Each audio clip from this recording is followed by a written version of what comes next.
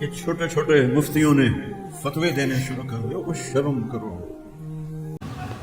کہتے ہیں چھوٹے چھوٹے مفتی فتوے دینے پہ آ گئے، چھوٹے چھوٹے مفتی۔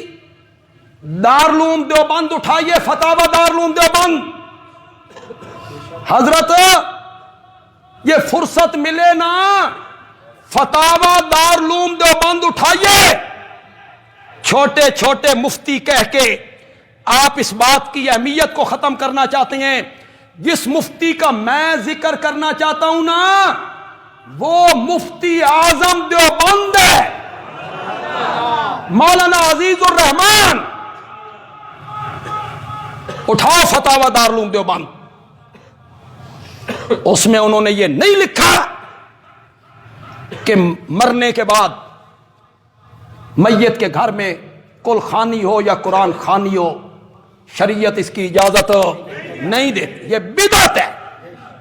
نہیں لکھا تو بولو۔